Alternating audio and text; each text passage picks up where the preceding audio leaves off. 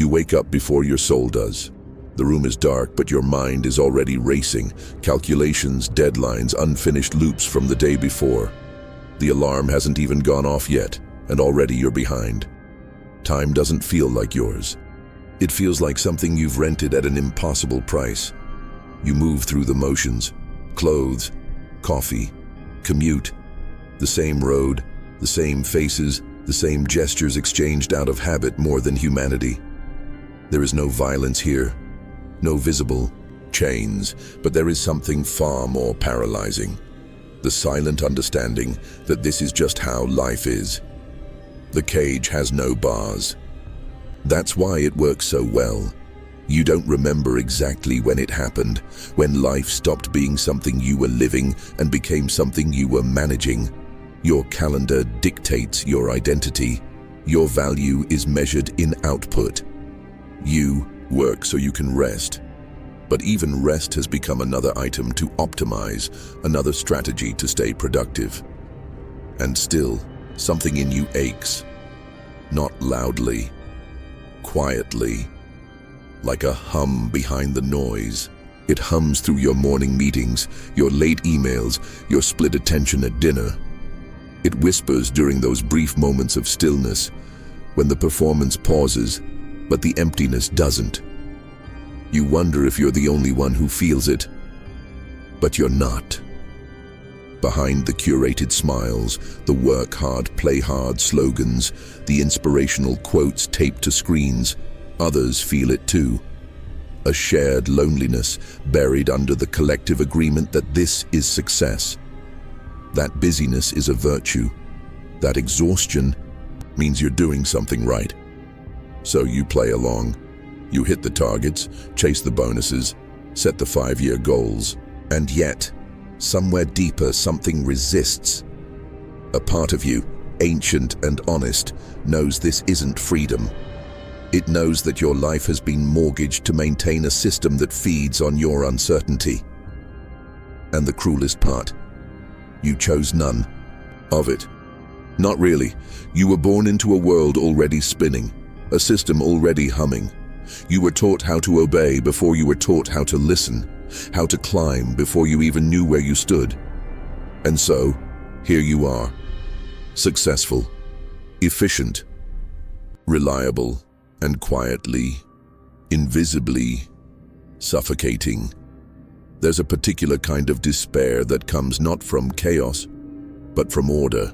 When every box is checked, every rule followed, and still, you feel hollow. This is the despair of the unchosen life, the despair of forgetting that you were never meant to become a machine. You try to shake it off. You tell yourself everyone feels this way.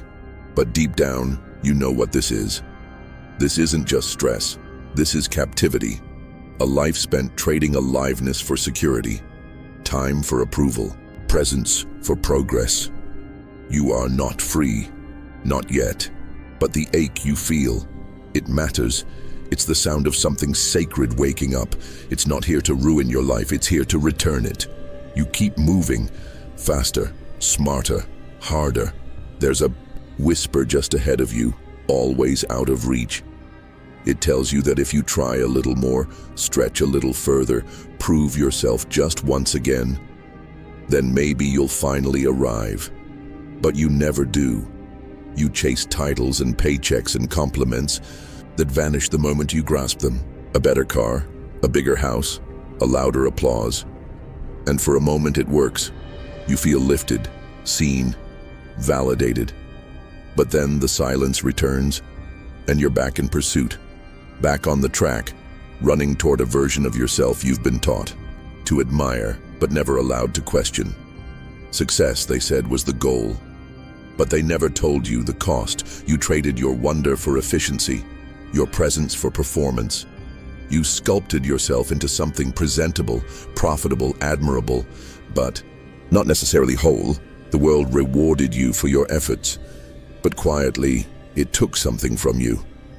Your stillness, your center, the soft, unmeasured parts of you that didn't fit into a resume. Now, even in your victories, you feel behind. There's always someone richer, always someone younger, someone with more followers, more influence, more control. The benchmarks keep moving. The finish line keeps disappearing. You live in a cycle of not enough, an invisible currency that keeps you spending your life to prove you've earned it. And still, you wait. You wait for the feeling that never comes. The moment when you'll be able to exhale and say, "This is it. I've made it." But that moment doesn't exist, because the ladder you're climbing was never rooted in your truth. It was built on someone else's dream. And with every step, you feel further from yourself. You've become fluent in the language of achievement, but you've forgotten how to speak in the quiet tongue of contentment, and maybe that's the real cost. Not just your time or your energy, but your ability to feel joy without earning it, to feel peace without reaching for more. Somewhere along the way, you confused progress with fulfillment. You mistook speed for direction. Now you're tired, but you don't know how to stop. Because stopping feels like failure. And failure, you've been told, is unforgivable. But what if it's not? What if failure isn't falling short, but chasing something that never belonged to you in the first place? What if the hunger you feel isn't for more, but for meaning? You are not broken. You're just lost in a world that sells you mirrors and calls them windows. You've been chasing shadows, reflections of success, echoes of worth. But none of them can hold you. None of them can see you. And maybe now, for the first time, you're starting to see that. The running has given you strong legs, but a weary heart. And maybe, just maybe, you're ready to stop chasing what was never yours to catch. You tell yourself, it's about freedom, about options, about building a future. But beneath the language of goals and hustle lies something quieter, something harder to admit. You are not chasing wealth. You are running from fear. Fear of being forgotten, of being irrelevant, of having to face yourself without distraction. You measure your days in hours billed, tasks completed, digits accumulated. But what you're really measuring is distance from the silence inside, because in that silence, something unbearable waits. The question of who you are without your work, your worth, your income, your proof.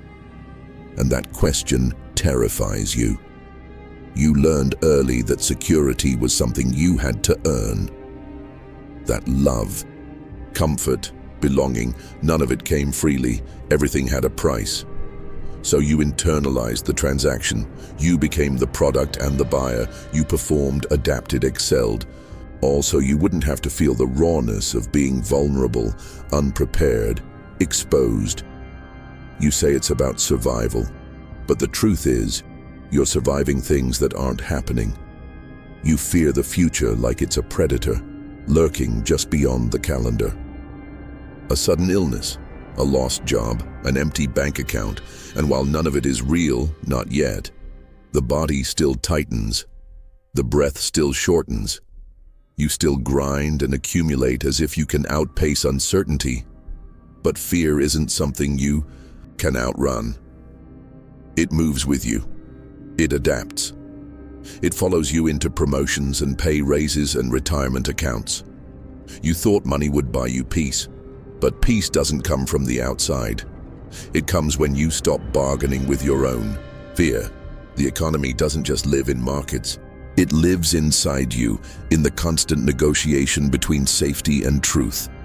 And truth is this: much of what you call ambition is armor. It's the armor you put on to face a world that taught you you're not enough unless you're earning, producing, achieving. The constant pressure isn't just cultural, it's cellular. Your nervous system wired itself around the idea that stillness is danger, that slowing down is falling behind, so you keep going. Even when you're tired, even when you're sick, even when the life you're building starts to look nothing like the life you wanted, because to stop would mean to feel. And to feel would mean to face the fear that maybe you've built your identity around avoidance. But fear only grows in darkness. And you're starting to see it now. Not as a sign to run, but a signal to listen. You don't need more to be safe. You don't need more to be worthy. You need to unlearn the lie that fear is your compass. Because when fear runs the show, life becomes a transaction. But when you finally stop, when you meet the fear, hold it. Breathe through it. You find something strange waiting behind it. Not terror, not failure, just space, quiet, and the beginning of freedom. There was a time you didn't need permission to be alive. You didn't ask if it was productive to laugh or practical to dream. You moved toward what lit you up. You followed wonder like a thread, not knowing where it led and not needing to. That voice, the one inside you, wasn't always a whisper. It used to sing, but slowly it quieted. Not all at once, bit by bit. Each time you were told to grow up, to be realistic, to think ahead. Each time your joy was dismissed as a distraction. Each time you were rewarded for being useful, not curious. Until eventually, that voice stopped shouting and you stopped listening. Now, your life is full of noise, deadlines, messages, strategies, plans. So many voices telling you who to be, what to want, how to succeed. But none of them are yours. You've gotten good at following them, at becoming what's needed, expected, admired. And yet, something inside you stirs. It's faint, but it's still there.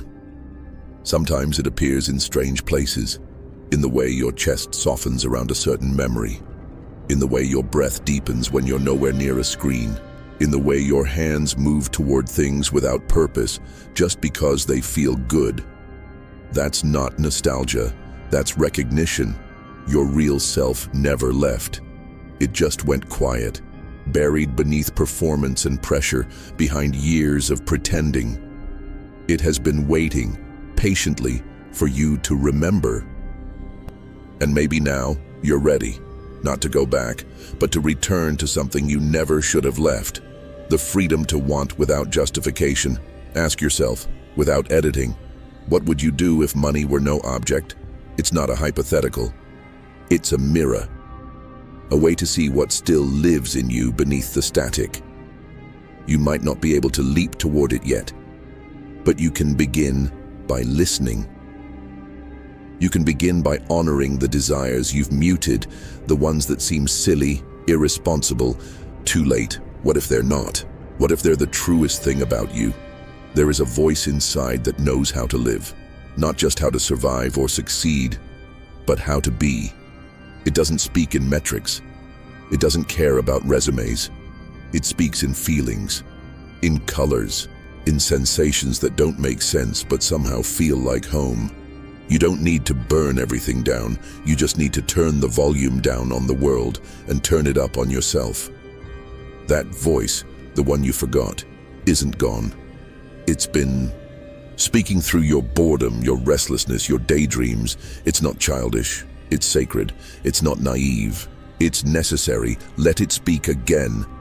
Not because it will make you rich or efficient or validated, but because it's the part of you that remembers how to be whole.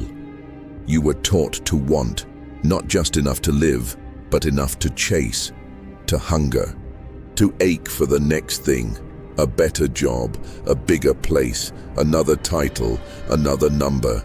And every time you got it, the silence afterward grew louder, because it was never about the thing itself.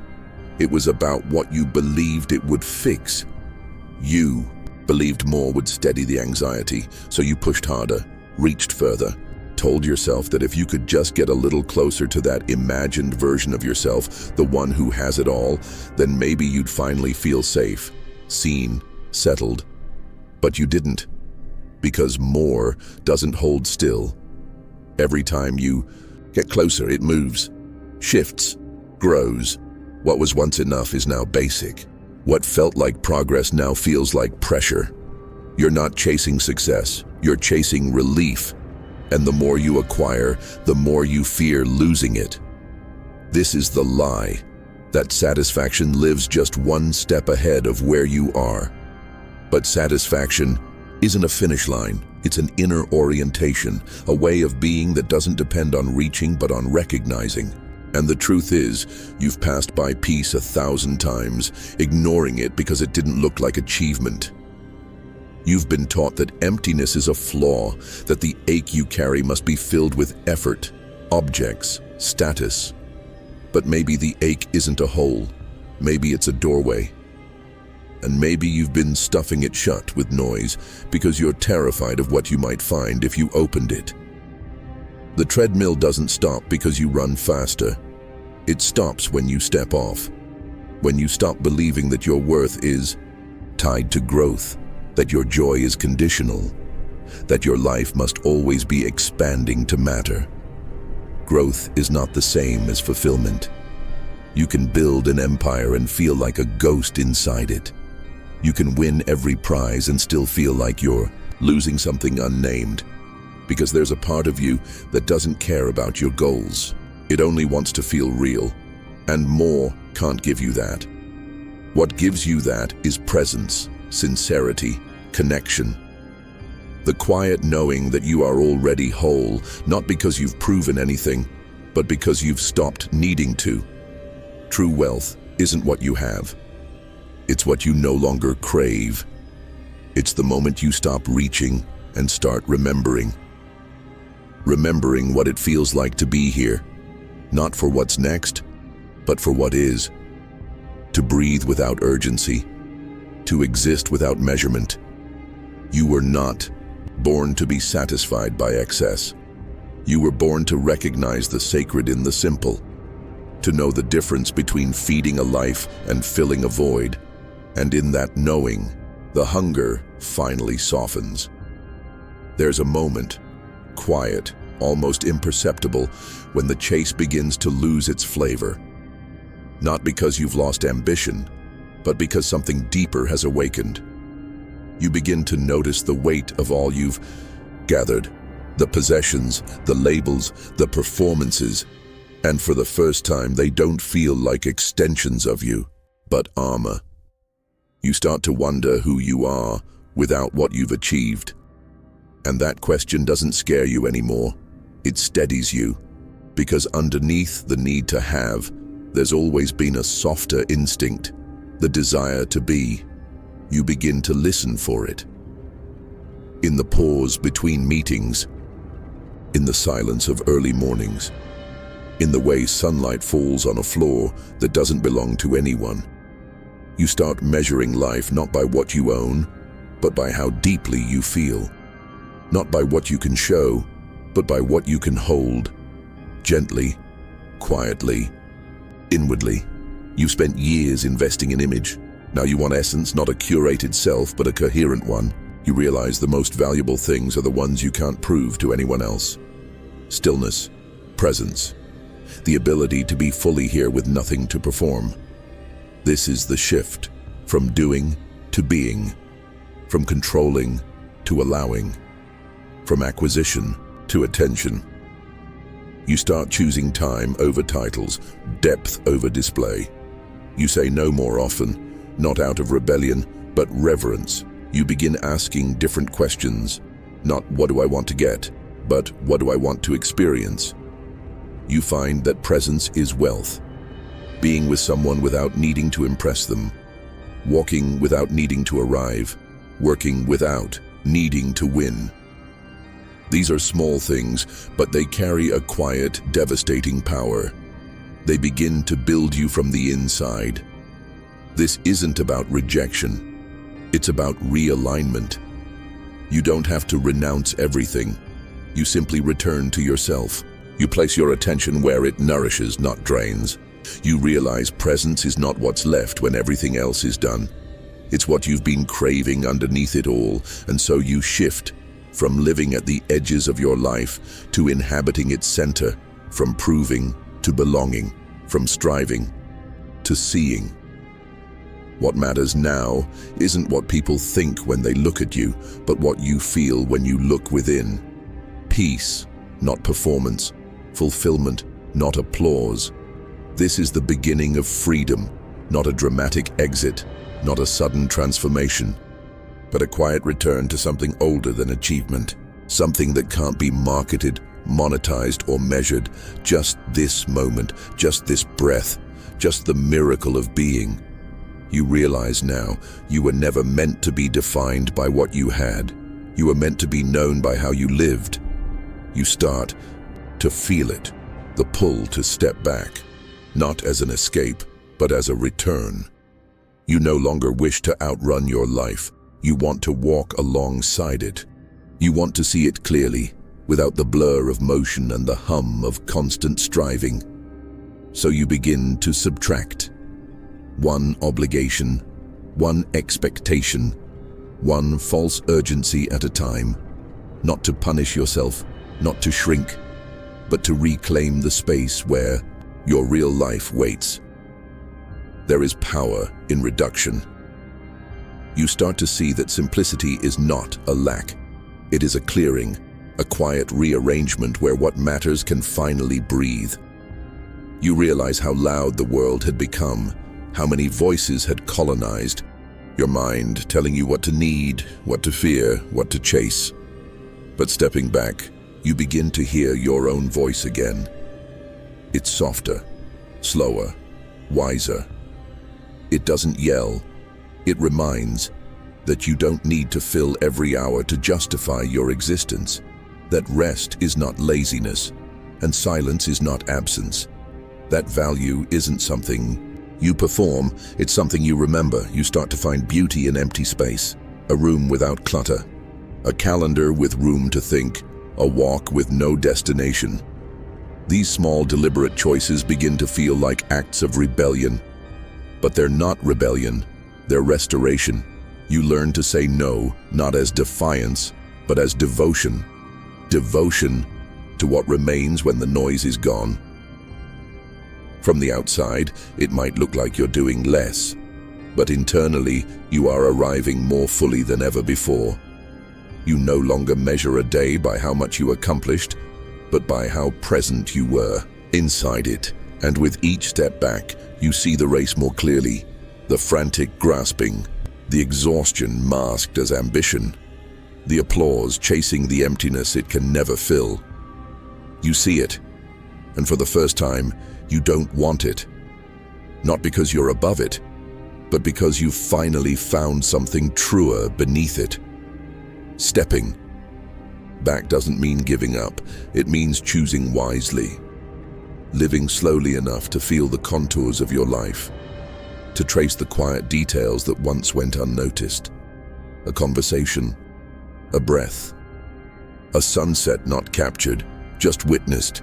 You begin to live not for appearance but for alignment, not for pace but for presence. And this space you've carved, it holds you, it nourishes, it clarifies. You see now, sovereignty isn't force. It's clarity. It's knowing what is yours to carry and what never was, so you release, and in releasing, you return to the grounded rhythm beneath the noise, to the stillness that doesn't demand, only invites. You realize now, you were never meant to keep up with the world. You were meant to step back far enough to see it and choose what's worth walking toward. You begin to see that reality is not fixed. It bends quietly beneath your attention, reshaping itself around what you choose to honor. And now, after everything you've unlearned, you are ready to create something different, not perfect, not final, but true. You no longer crave escape, you crave presence.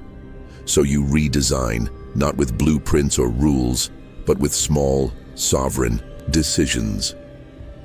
You stop asking what the world expects and start asking what you need to feel alive. You stop arranging your days around the pursuit of numbers. You begin to arrange them around meaning. Work remains, but it is not worshipped. Money remains, but it is not mistaken for freedom. You begin to see wealth not in accumulation, but in autonomy. The freedom to choose how your energy is spent, who it is given to, and why. You redefine success, not as expansion, but alignment. You no longer chase what glitters in the distance.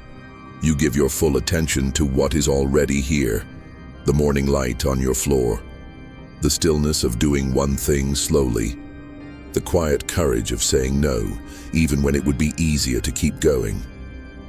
You allow slowness. You protect simplicity. You build rituals that nourish you, rather than deplete you. And in doing so, you begin to trust yourself again. You don't need to burn it all down. You only need to stop building from fear. Let your new reality be gentle. Let it be rooted. Let it be guided by the truth that you do not owe your aliveness to anyone else's tempo. You are allowed to craft a life that looks nothing like the race you left, one where weekends are not a rescue mission, where mornings don't begin with dread, where productivity doesn't define your worth and stillness is not a sin. You start to see time differently, not as a resource to be spent, but a landscape to be lived in. You no longer fill it with noise, just to avoid the quiet. You let the quiet speak, and when it speaks, you listen. It tells you to slow down, to breathe, to stay close to what makes you feel whole, even if no one else understands. This is not a rebellion, it is a return to sanity, to rhythm, to something ancient and honest that was never gone, only buried beneath the noise. Now, the weight begins to lift. Not because the world changed, but because your posture within it did. You stand differently now. You walk without rushing. You live without bracing. You've stopped performing life, and finally, you begin to live it. There is a quiet kind of freedom you were never taught to want, not the kind that shouts, sparkles, or sells itself, but the kind that lets you be no one, special, just a soul among souls, awake, unrushed, free from the need to prove. You begin to realize how heavy the performance was, how long you've been trying to matter, how loud your life had to be, just to silence the fear of invisibility. But what if you could let all that go? What if being ordinary wasn't failure but liberation? You were never broken for wanting less. You were only out of place in a world obsessed with spectacle. In a culture that confuses noise with value, stillness becomes a rebellion. To rise, each day with no script to perform, to enjoy a cup of coffee without documenting it, to speak without needing to be clever.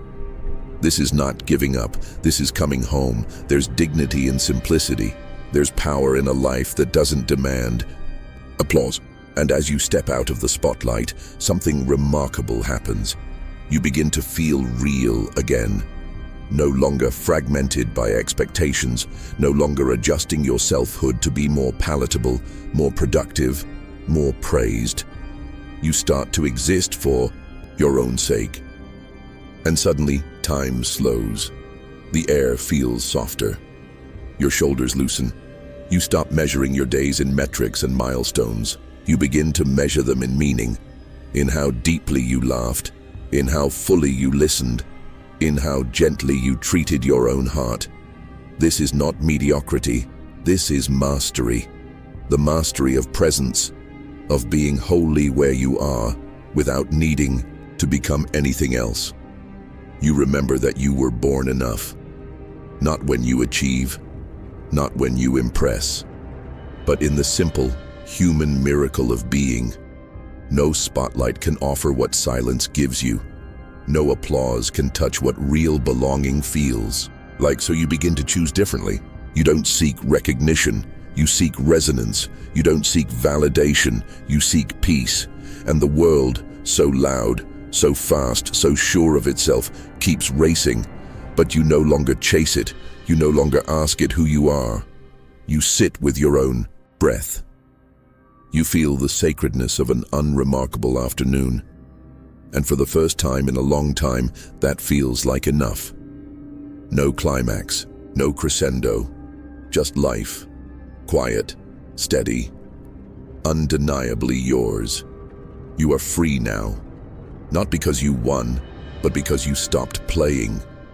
And in this stillness, in this ordinary grace, you find everything you were always chasing. You don't arrive somewhere new. You return, Not to the self the world shaped, but the one that stood quietly behind it. Watching, waiting, patient beneath all the noise. You realize now that nothing was ever missing. You were only misled. Chasing the illusion that worth was something you had to earn. That peace was a destination. That freedom was somewhere else, but it was always here, beneath the masks, beneath the striving, beneath the conditioned reflex to fix yourself. You feel it now, not as a concept, but as a current. Steady, alive, yours. The pain that once felt like a sentence becomes a kind of alchemy. You no longer resent it. It shaped the questions. It deepened the seeking.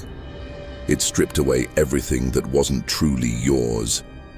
You see now that the cage was never made of walls. It was built from forgetting. And remembering is not loud. It's not a breakthrough. It's a gentle nod from within. A familiar softness that says, "You're back. You don't need a map anymore. You've stopped looking outside for what only exists within." No more climbing ladders that lead to emptiness. No more performing happiness while carrying despair. There's a stillness that doesn't feel like stagnation. It feels like presence, a way of being that doesn't demand spectacle. You walk slower now, not because you're lost, but because you finally see the ground beneath your feet. Life is no longer a race you're trying to win.